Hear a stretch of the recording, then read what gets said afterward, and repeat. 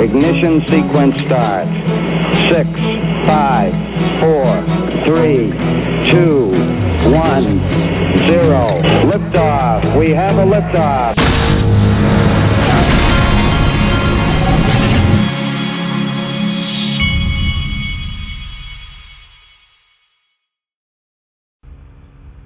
Hey everybody, this is the Digital Asset Investor, and I got to start with this. Apparently Zimbabwe is live on many platforms around the world with their gold-backed currency tokens. They're looking for the new development bank and BRIC system to help fund this project. If I were Zimbabwe, this would make me really nervous, because if they're not careful, the United States might start saying that they have weapons of mass destruction in Zimbabwe or something. Be careful. Well, by the way, I'm in full support of Zimbabwe. I think that having a gold-backed currency is the greatest thing ever. Speaking of gold, here's my picture with the CEO of Glint that I met for the first time, Glint being one of my sponsors. His name is Jason Cousins, and he also has put out a video that he's doing, and like I said, they're one of my sponsors. I'm not involved in this right here in particular, but if this is something you want to look at, I'll put a link to this, because what they're doing is they're doing like a funding round. I don't know exactly how they're doing it or the details, but you can sign up to join it. But watch this. These guys, in the midst of all this market downturn, these guys, and I'm not going to play the whole video, but I'm going to play part of it, and it's like 4 minutes. You need to watch it, because these guys have been like really doing well while a lot of the things have been crashing. Hi, I'm Jason, the founder and the CEO of Glint, and today I would like to invite you to invest in what many believe is the future of money. For many years, I've been concerned about our unfair monetary system. I've seen careful savers' wealth decimated by the greatest stealth tax of all time, inflation. I've watched the divide grow between the haves and the have-nots, and witnessed an economy that perpetually distorts itself on wave after wave of economic boom and bust. And as we've seen recently, the banking system is broken, with multi-billion-dollar bank runs able to happen at lightning speed with a click in a banking app. I knew there had to be a solution, so we created Glint. Glint puts you in control of your money, enabling anyone to buy as little as a penny to millions of pounds or dollars worth of gold. With Glint, you can buy, save, sell, send, and actually spend real allocated gold using the Glint app and debit MasterCard. Our platform also supports GBP, USD, and Euro, with more currencies coming online soon, putting you in control of your money. In the UK, Glint is regulated by the Financial Conduct Authority as an electronic money institution. Our clients' gold is held securely in the Brinks vault in Switzerland and insured by Brinks with Lloyds of London.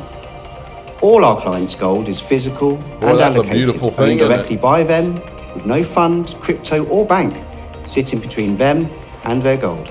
Glint has continued to thrive in a worsening economic climate. Out of control inflation, escalating government debt, and banking crisis. Many have lost fortunes in last year's stock market and crypto corrections. So it might feel like you have no clear avenue for your investments. And this is exactly why I'm talking to you today. Right now, we have both the opportunity and the capability to scale, to build a new global gold-based financial services ecosystem outside of but connected to conventional banking. This is what we call GoldFi. So why gold? Gold is unique. It's created when two neutron stars collide, so its nature cannot be corrupted by... I want one of those huge gold bars. That's awesome. Now, like I said, if you look right here, these guys are they're you can sign up right there if it's something you're interested in. I'll put a link to this investing page at the top of the description if you want to check it out. Now, eGreg Crypto made me laugh this morning, because he's making up more charting terms, and you know I love that, because I'm not a chart guy, but I like to watch people that are every once in a while. XRP Green Root, SpaceX Shuttle. I don't think SpaceX Shuttle has anything whatsoever to do with the chart we're about to look at, but I think it's hilarious that he used the word. And look, I didn't even catch that before. Target's still the same, $10 to $27. Stay steady, accumulate. Here's your green route SpaceX shuttle right somewhere in here. I have no idea what that means, but you might. But $10 to $27 his target, yeah, at some point. I don't see why not, but I don't. His reasoning, that's for you to determine. Now check this out. The market cap of all U.S. regional bank stocks is down 80% to $100 billion, folks. $100 billion. All right. Now look what they're doing now. This is what happens when government gets involved. Government and their Wall Street buddies get involved to try to rig the system instead of actually having free market capitalism. This is, I lost my faith when I grew up in finance, and when I saw 2008 happen and I saw them pick and choose who the winners and losers were going to be and bail out their friends, I knew this was no longer the country I grew up in from a financial angle, for sure. And now you're seeing it. So what do? When they create the situation, remember, the government's they're the ones that created this. They're the ones that kept interest rates way too low for way too long so that they could have their money printing machine going. They're the ones that did this. And now that the results are coming in, now they're going to just ban short selling. In other words, ban the free market. Because short selling's there for a reason. These are free marketeers who are betting on one side of the trade, whereas other people bet on the other side of the trade. And to take them out is to not have a real market. And they know it. Speaking of not having a real market, here's this jackleg who's never done anything in the real world in business, has been at academic institutions and the government her whole life, and she's going to determine what happens to this country financially? Early June is when we project that we will run out of cash, and there is a chance it could be as early as June 1st. Of course, there is a lot of uncertainty, and I plan to update Congress as new information becomes available, but that's still our current thinking. Are there extraordinary measures you can take around that time, or is that it? Well, really, that's it. We've been using extraordinary measures for several months now, and our ability to do that is running out, and we will start to run down our cash. And our current projection is that in early June, a day will come when we're unable to pay. Yeah, pretty soon. I can't stomach the rest of the clip, but pretty soon she'll refer to her government toolbox, and they're running out of tools and all that. And all that really means is our government manipulation of what should be a free market. That's what their tools are. That's what their tools really are. Okay, moving along. The cool guy put this out. This is an article that was written, and I haven't seen where Charles Hoskinson said this. But it says Cardano founder says XRP community manipulated his remarks to a lie beyond recognition. Did he not say it was a grand conspiracy? Yes, he did. Folks, here's what I have to say about that. I like Charles. I've met Charles. I've met him twice. And I agree with him on just about everything that he says. But folks, we've got him on video when he was saying all that stuff and saying it was a grand conspiracy and all of that. We get very specific here, okay? We looked at his words. We did not just make up anything. We got very specific about what he was saying and what he was saying that was not true. It's as simple as that, and he just didn't want to back away from it. And then he later blocked me and blocked several people and all that, and that's okay. But I'll say it again. This guy, the truth is, I agree with about 90% of everything that he says. He's in line with my way of thinking on most things. But when he said that and said that we were all just grand conspiracy, what he did, I remember what he did. I mean, he tried to make it sound like we said everybody at the SEC has this grand conspiracy, and none of us ever said that. We didn't say that. we've been very specific about who the people involved were. We've named names. We've talked about Bill Hinman and Jay Clayton. We've shown the meetings that the SEC was having at the time. We've created a timeline. We could sit down with Charles Hoskinson and we could get extremely specific. We could get a timeline. We can show him video of their own words. We can get extremely specific. But see, that would not serve him in this conversation, because to get specific would expose that no, we're right. And we weren't just, I was never like just blatantly attacking the guy for no reason. And I wasn't ugly in that way either. And I wouldn't be.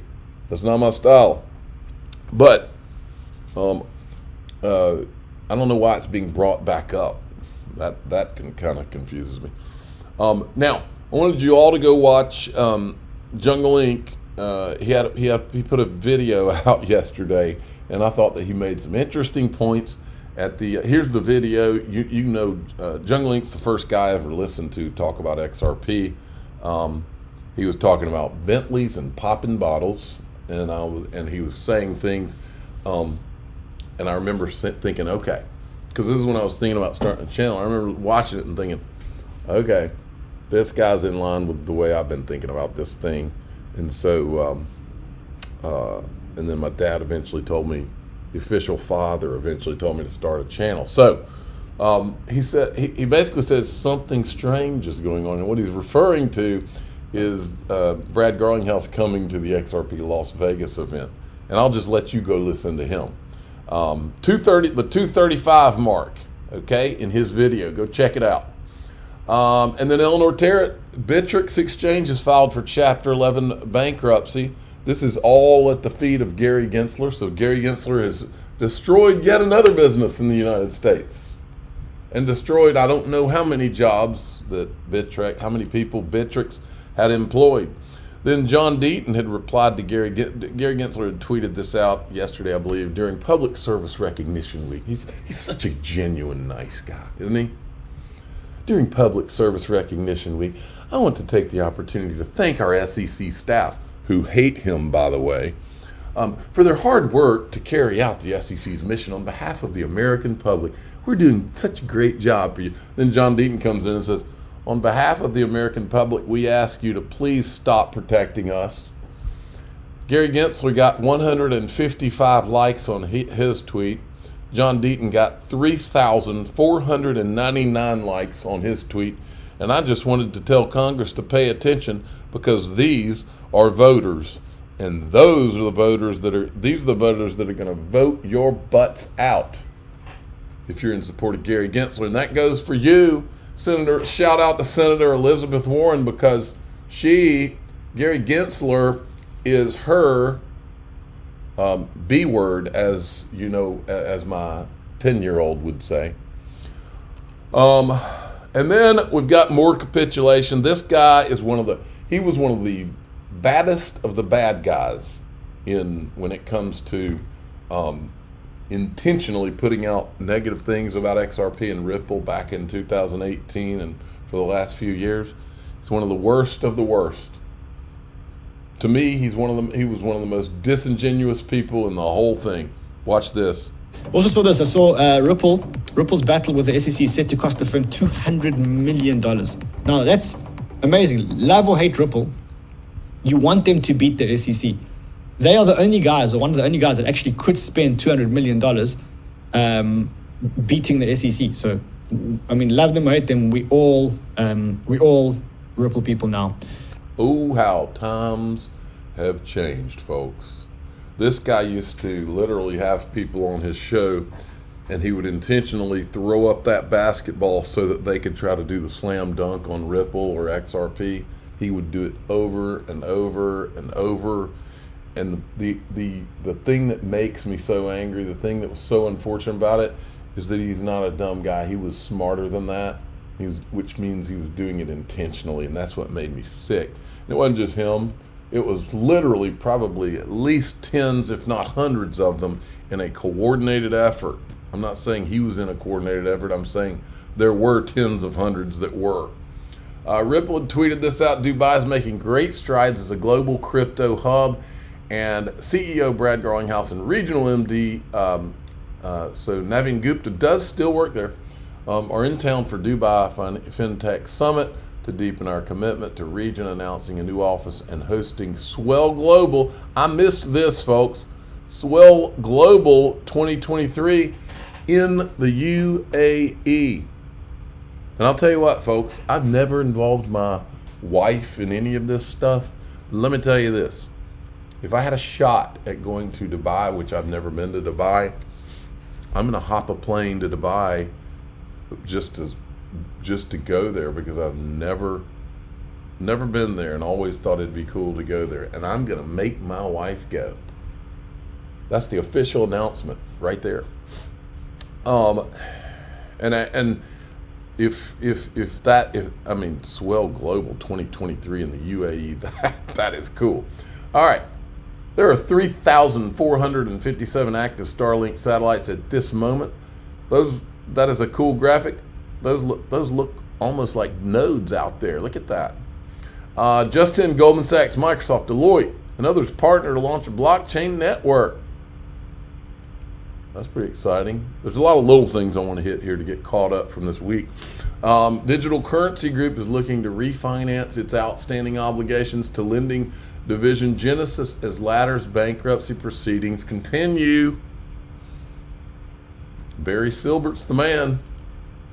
U.S. SEC has stepped back from defining what a digital asset is, stating that the term is still under consideration.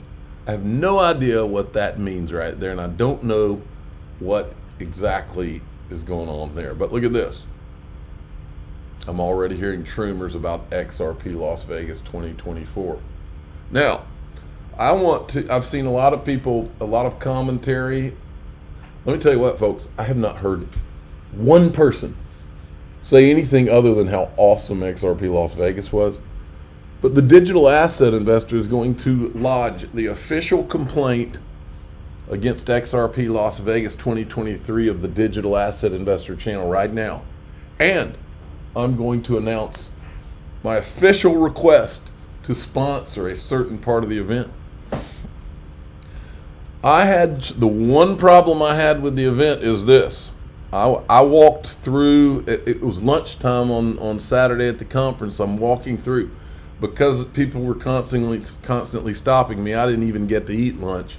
But I walked through to try to find coffee. It was towards the end of lunch, and they had already taken the coffee off the tables. The digital asset investor has a problem with the coffee being removed. Coffee is something we do around the clock on this channel.